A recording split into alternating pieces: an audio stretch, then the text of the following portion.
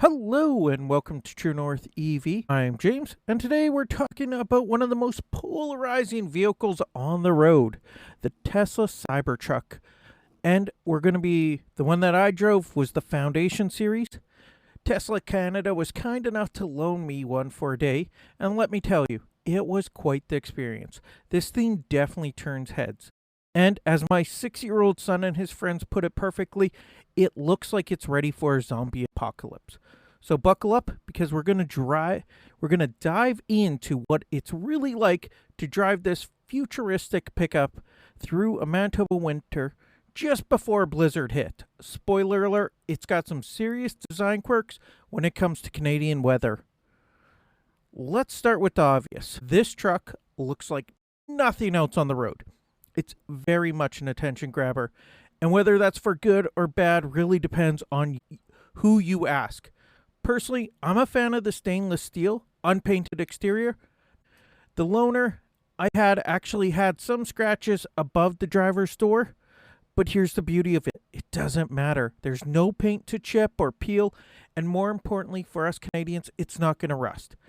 Think about that for a second. No more worrying about road salt eating away at your truck's body panels. In Manitoba, where we salt the roads like we're seasoning a giant steak, that's a huge advantage. And if you own a business, it's like a bloody billboard. Lots of people looking. The angular, almost brutalist design is definitely not for everyone. But I have to admit, there's something appealing about a vehicle that doesn't try to look like everything else out there. Now, here's where things get interesting, and not in a very good way. I had the Cybertruck on a really cold day, and as some of you know who have been listening for a while, I don't have a garage at my house. I park outside, summer, winter, it doesn't matter. I had the Cybertruck on a really cold day right before we got hit with a nice blizzard. Perfect testing conditions for a Canadian EV podcast, right? Well, the Cybertruck revealed some pretty significant design flaws for our climate. First up, the tonneau cover. It was completely frozen and would only open about a foot. There's a major problem when you're trying to actually use your truck bed. And it gets worse. In the bed of the truck, there's a storage compartment, but the cover was frozen shut from melting water that had dripped down from the tonneau cover and then refroze. Folks, this is a $143,000 plus vehicle. The one I drove was more than that, at least brand new. Now it'd be used one because they're Foundation series, so original ones. But to buy a brand new Cybertruck, it's $143,000. That clearly wasn't designed with Manitoba winters in mind. When your truck's bed storage is inaccessible because of ice buildup from normal winter conditions, that's a serious design oversight. They didn't think about winter. Then there's the frunk. I needed to top up the washer fluid, which was empty, by the way, but there was so much ice buildup around the frunk, the top of the frunk where it meets the windshield, that I didn't even want to risk opening it. I was genuinely concerned about damaging either the windshield, the frunk, one of those. For a vehicle being sold in Canada, where we deal with freezing temperatures for months at a time, these aren't minor inconveniences. These are fundamental usability issues that affect your ability to use basic truck functions. Now, some of you might say, well, it's a $143,000 vehicle. You probably have a garage to put it in. But some don't. And it should be designed for the worst case scenarios, not the best case scenarios. Okay, let's talk about what the Cybertruck does really well. The phone as key functionality is absolutely fantastic. I never had to wait for the truck when I walked up to it. It would be unlocked and ready to go. That seamless connection to my phone made getting in and out effortlessly, which is exactly what you want, especially when it's minus whatever degrees outside. When I picked up my son at school, I didn't tell him that we had the Cybertruck. He's like, why are we walking up to this Cybertruck? And I just opened the door and got in. He didn't even know it unlocked. It was just perfect. I really like the placement of the wireless chargers. They're super handy and visible, so you don't forget your phone when you leave. Although the truck does have a chime to remind you if you do leave it behind, which is a nice touch. But here's the issue I ran into. The wireless chargers made my phone so hot that it would actually stop charging. Now, full disclosure, I have a magnetic metal ring on the back of my phone to connect to other accessories. And I honestly don't use wireless chargers regularly, so I can't say for certain if this was the truck's fault, the metal ring interfering, or something else entirely. But it's something to be aware of. If anyone else has experienced this with the Cybertruck's wireless chargers, I'd love to hear about it. The steering wheel in the Cybertruck is definitely weird at first, but surprisingly easy to get used to. The Cybertruck uses a steer-by-wire system, which means you only turn the steering wheel 180 degrees from lock to lock. 90 degrees right, 90 degrees left. So that's half turn from full left to full right. It's a strange sensation initially because it's so different from what we're all used to. But within a few minutes, it starts to feel natural. The responsiveness is good. And for parking and maneuvering, it actually makes things easier.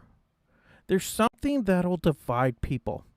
There's no turn signals. Stocks, there's no shifting stocks, no stocks at all. The turn signals are buttons on the steering wheel, which I was starting to get used to by the end of the day. It's not ideal. I definitely prefer traditional stock, but it's workable. And I guess if you're using it every day, you'd probably get used to it fairly quickly. But I'm even thinking like loaning it to a friend or whatever. It's just something different, very unnatural, I feel like. But maybe that's just because it's new and nobody's really done it. So maybe it's all good. I'm also thinking the cost to replace probably a whole steering wheel versus shifting stock is like way more to replace the steering wheel. So I'm not sure how this, we'll see as time goes on how it all works out. The shifting is done on the screen, which I thought would be annoying, but it was surprisingly easy to get used to. The truck has an auto shift feature that can predict whether you want to go forward or backward based on context, though I didn't use that at all. I did all the shifting myself, but it does have it. The Foundation series comes with the full self-driving capability. Now, I didn't actually test this feature because, well, it's wintertime in Manitoba. Most of our roads don't have visible lane markings when they're covered in snow and ice. But what was very impressive was watching the screen and seeing what the computer sees. It was creating lane markings where I couldn't even see them. And the visualization of how far around the vehicle the radar and cameras can detect and map out was genuinely impressive. The technology is clearly sophisticated, especially going from my 2016 Tesla Model X into this, where my Tesla Model X basically sees my lane and maybe a person beside me type deal, vehicle beside me.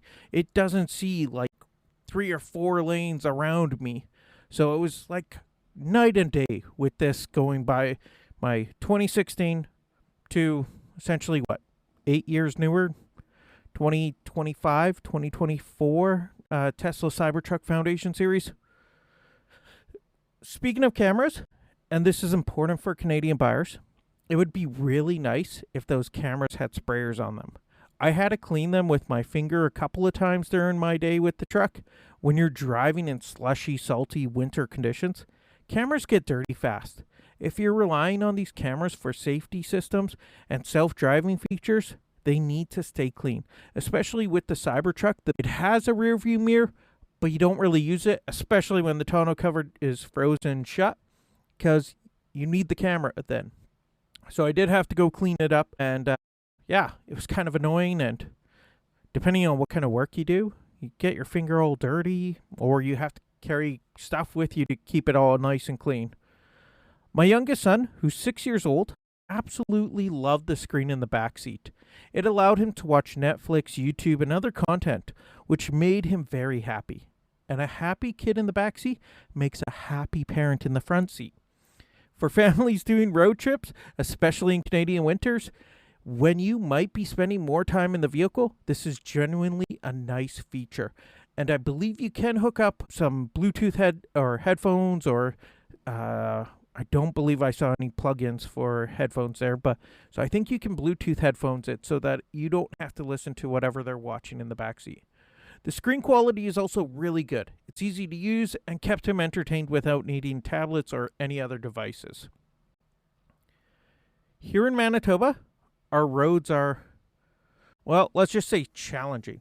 Potholes, frost heaves, uneven surfaces, we've got it all. But the Cybertruck felt really comfortable and solid on these roads. I felt confident driving it, even in pre-blizzard conditions. I didn't have any of the extra safety features turned on, like the one specifically for slippery roads, but the truck handled everything I threw at it without issue. The weight of the battery pack definitely helps with traction and stability. And these tires that were on it were just the factory all-season tires, so nothing wintry, nothing special about them. The Cybertruck even has an off-road mode, which honestly, if I'd had the truck for another day or two, would have been really interesting to test during the actual blizzard. The truck feels capable, and I think it would have done well in deeper snow and more challenging conditions. And now we need to talk about the elephant in the room, or should I say, the price of the truck in the room. The Tesla Cybertruck Foundation Series has a starting price of over $143,000.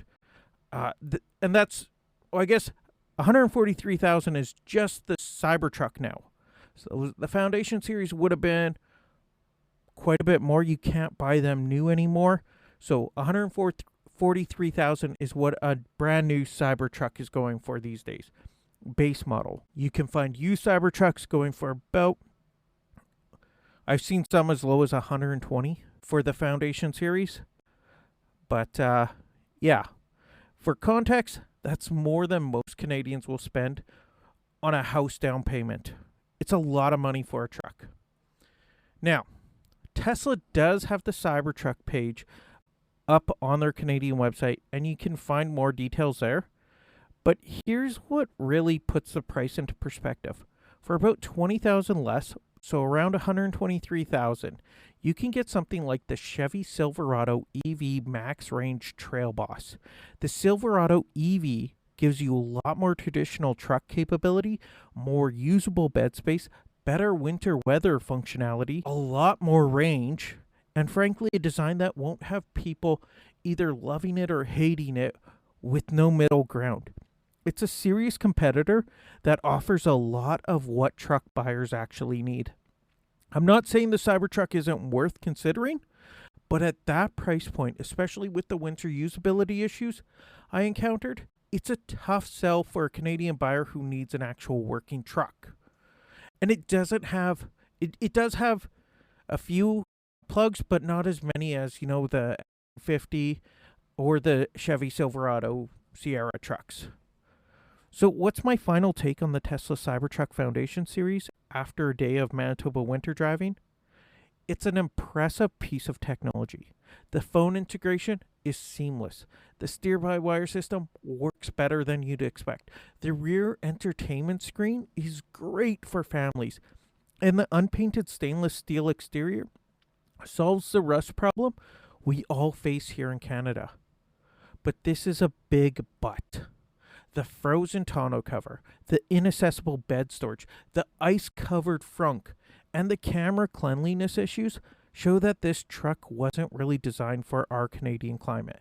For a vehicle at this price point being sold in Canada, those are significant issues, especially if you're going to use it like a work truck. How do you get your stuff out? And speaking of price, at $143,000, you're paying a premium for the unique design and Tesla technology. For many Canadian truck buyers, especially those who need their truck for actual work, there are better options available for less money. Would I recommend it? If you got the budget, you want something that absolutely stands out, and you're willing to work around some winter quirks, the Cybertruck is undeniably cool. But if you need a practical, reliable truck for Canadian winters and you're watching your budget, I suggest looking at alternatives like the Silverado EV. Before I let you go, I want to give a big shout out to Bodie's podcast Kilowatt. He was kind enough to shout me out on one of his last episodes. It's a couple episodes ago now. He's a very kind guy and way more knowledgeable, way more interesting. I'd highly recommend go check him out. And if you came from Kilowatt, glad to have you here.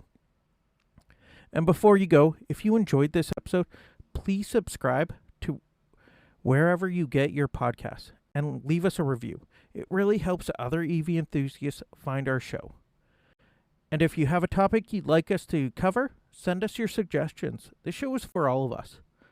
And remember, if you are in the Manitoba area, to go check out manitobaev.ca.